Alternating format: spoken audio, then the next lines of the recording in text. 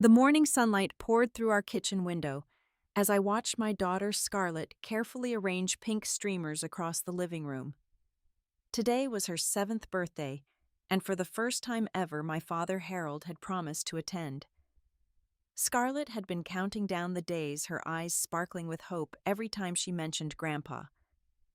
I wanted to believe things would be different this time, but somewhere deep inside, a familiar knot of worry tightened in my stomach. Before we begin this story, let me know where you are watching from today. Please hit that like button and subscribe to the channel if you have not already.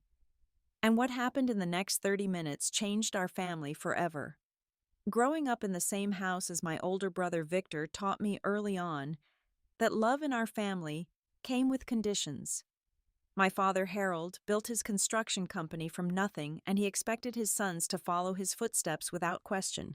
Victor did exactly that. He joined the company right after high school, worked his way up, and became the golden child who could do no wrong. I chose a different path. When I was 17, I discovered my passion for computers and coding. I spent nights teaching myself programming languages, while Victor spent his evenings at job sites with our father.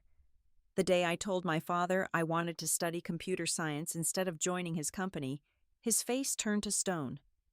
He called me ungrateful. He said I was throwing away everything he had built for our family. He told me that real men work with their hands, not with keyboards. Victor got a brand new truck for his 18th birthday and a position as junior manager at the company. When my 18th birthday came around, my father handed me an envelope with $300 inside. He said that was all I would get since I clearly did not value what he offered.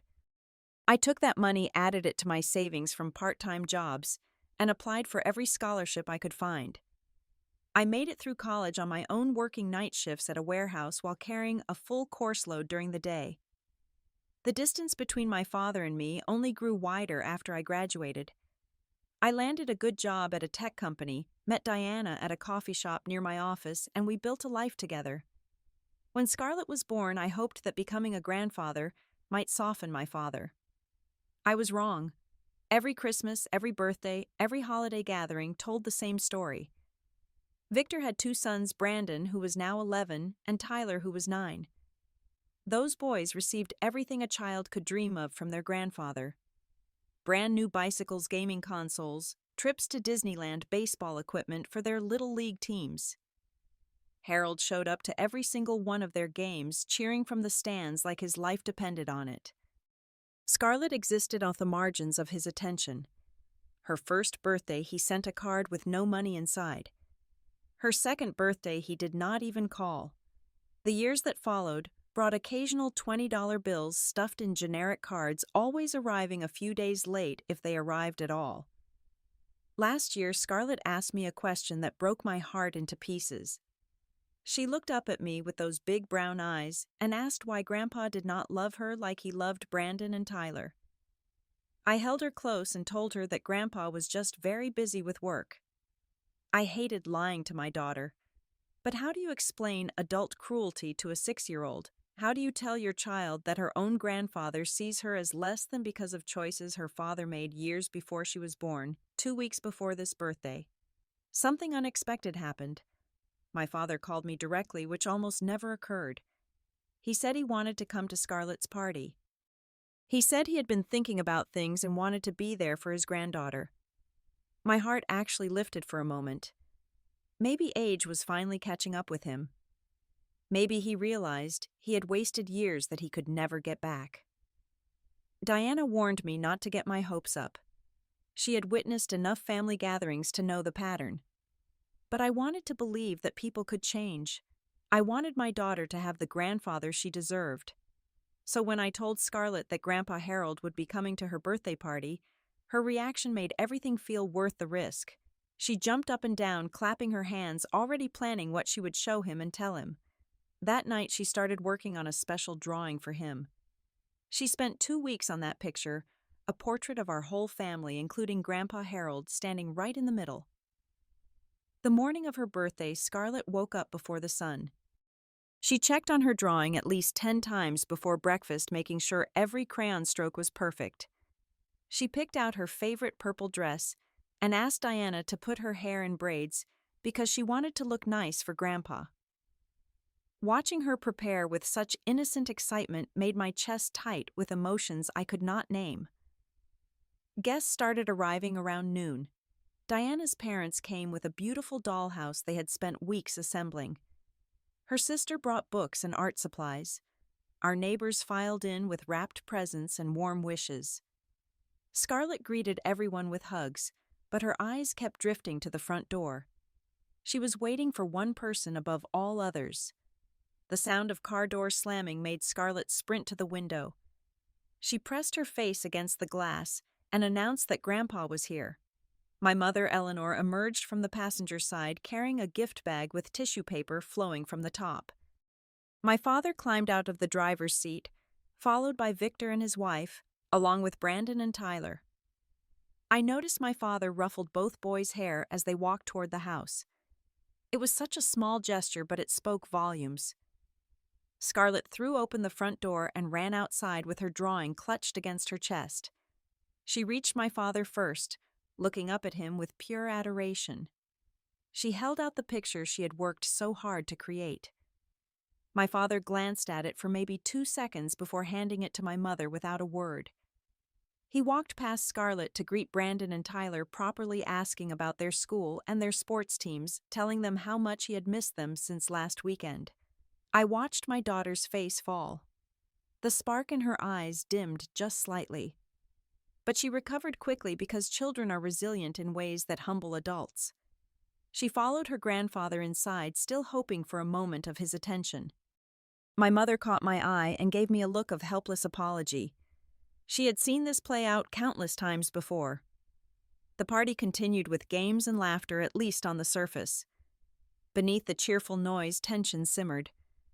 My father positioned himself near Victor's family, engaging with Brandon and Tyler, while barely acknowledging that other children existed in the room.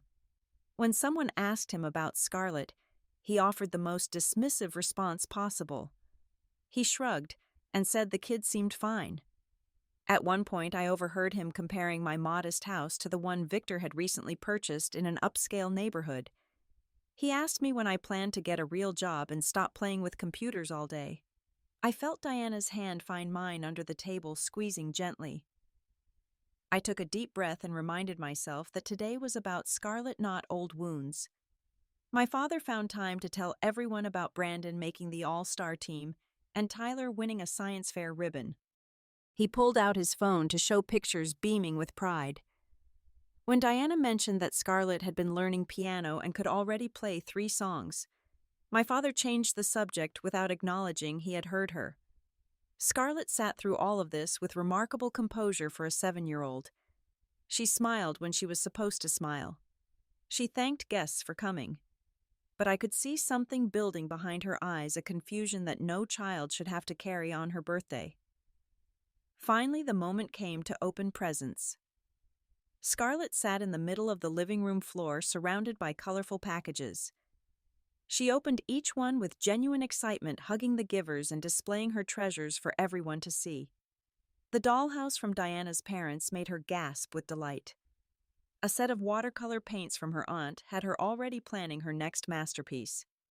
My mother's gift was a beautiful lavender dress with matching shoes, and Scarlett immediately declared she would wear it to her first piano recital. Then only one present remained. It sat off to the side, wrapped in what looked like old newspaper. My father pushed it toward Scarlett with his foot, not even bothering to hand it to her properly. The room grew quiet. Something in his expression told me this would not end well. Scarlett picked up the small package. She carefully peeled away the newspaper wrapping, always so gentle with everything she touched. Inside was a stick. Not a toy, not a game. A literal stick from a tree about 8 inches long with the bark still attached. Scarlett stared at it for a long moment, turning it over in her small hands. Then she looked up at her grandfather with complete innocence in her voice. She asked him what it was. My father let out a laugh that echoed through the silent room. He said it was a magic wand perfect for a kid with too much imagination. He said she could wave it around and pretend all she wanted since that was all she was good for anyway. Victor chuckled along with him. Brandon and Tyler snickered behind their hands. But my father was not finished. He leaned back in his chair with a smug expression and delivered the words that shattered something inside me. He announced to everyone present that expensive gifts were only for grandchildren who mattered. He said Marcus had made his choice years ago, and that choice meant his daughter would never be treated the same as his real grandchildren. He emphasized that word real, letting it hang in the air like poison. The room went completely still. Diana's mother covered her mouth in shock. My mother started crying quietly, unable to look at anyone. Scarlett's lower lip trembled as tears spilled down her cheeks. She did not understand the full meaning of his words, but she understood rejection.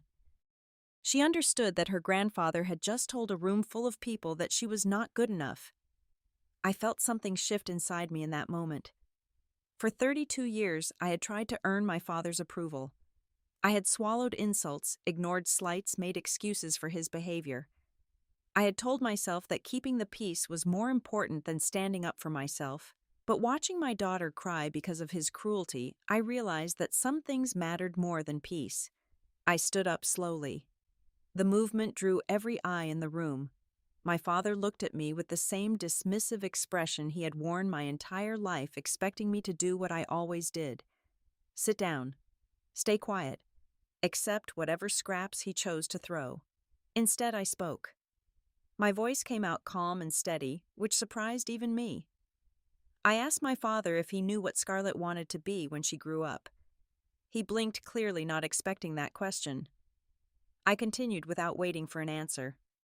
I told him she wanted to be an artist.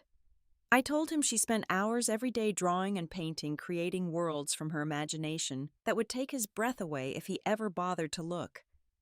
I asked if he knew her favorite color was purple, not because it was pretty, but because it was the color of the lavender that grew outside her bedroom window. I asked if he knew she could name every constellation visible from our backyard, because we spent summer nights lying on blankets and looking at stars together.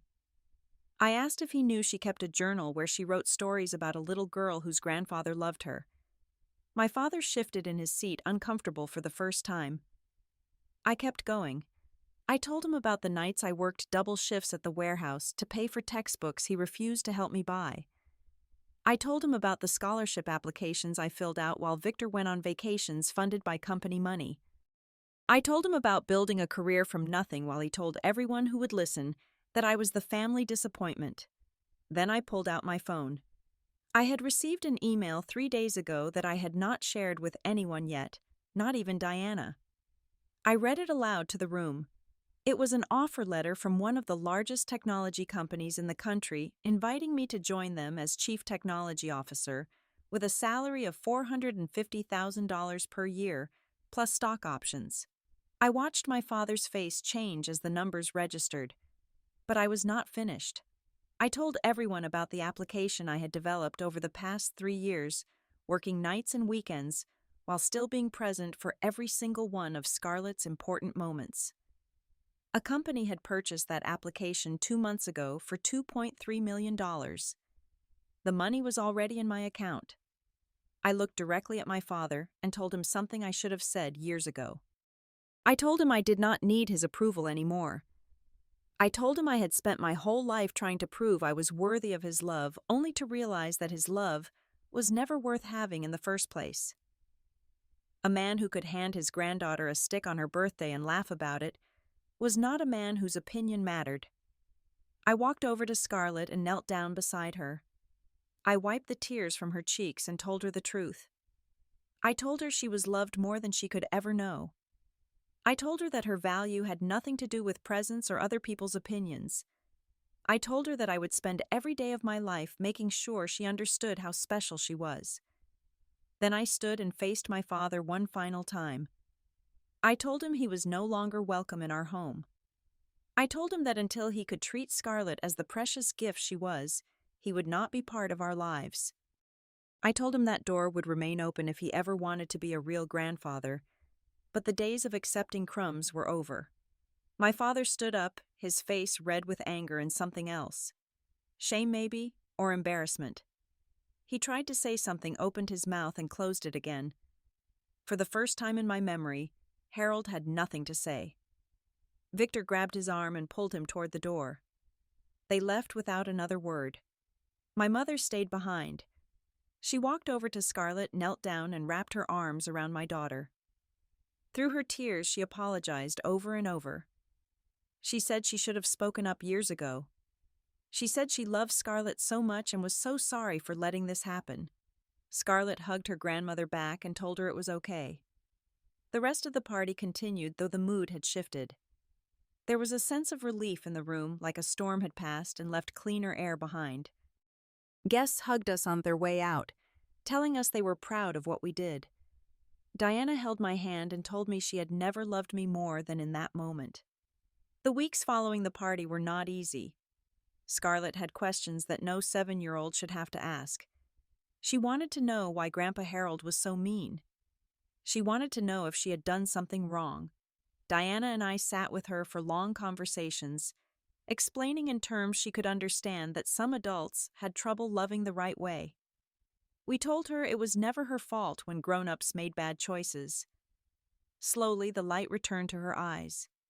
She stopped mentioning the stick and started focusing on all the beautiful gifts she had received from people who truly cared about her. She hung the lavender dress from my mother in a special place in her closet, saving it for her recital. She played with her dollhouse for hours, creating stories about the family that lived inside. My mother started visiting on her own. She would come over on Saturday mornings with fresh-baked cookies and spend the day with Scarlett. They baked together, painted together, read stories together. It was the grandmother-granddaughter relationship that should have existed all along. My mother apologized to me repeatedly for the years of silence, and I forgave her each time. I understood that she had been trapped in her own way, unable to stand against my father's dominance. 6 months passed. Life settled into a peaceful rhythm. I started my new position and found fulfillment in work that challenged me and valued my contributions. Diana and I grew closer, strengthened by the crisis we had weathered together. Scarlett flourished in school and her piano lessons, her confidence growing with each passing day. Then a letter arrived. The return address showed my father's name. I almost threw it away unopened, but something made me hesitate.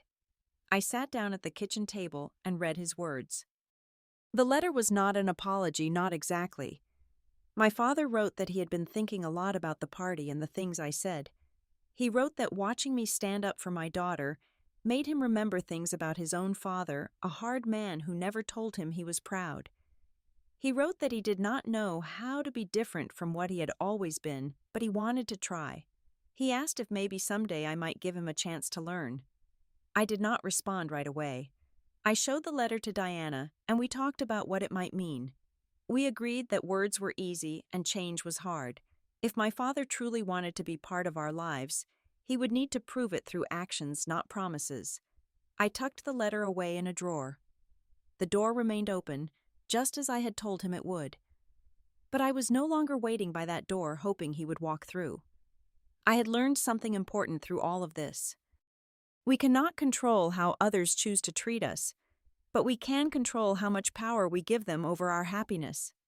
On a warm evening a few weeks later, Scarlett and I sat in our backyard, watching the stars emerge one by one. She pointed out Orion's belt and the Big Dipper, proud of her knowledge. Then she turned to me with a question that caught me off guard. She asked if I was happy. I thought about the journey that had brought us to this moment. The years of feeling less than the pain of my father's rejection, the fear that I might never be good enough.